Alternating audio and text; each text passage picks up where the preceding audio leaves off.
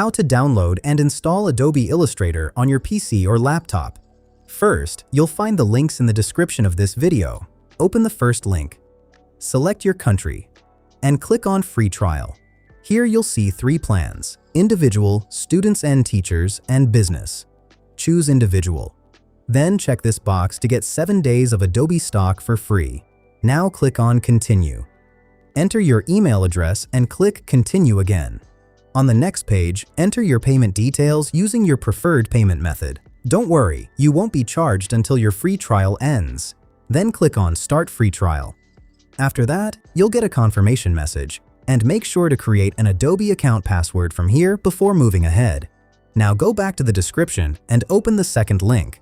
This will take you to the Creative Cloud download page. Click on the Download button. Then double-click to run the installer and simply install the app.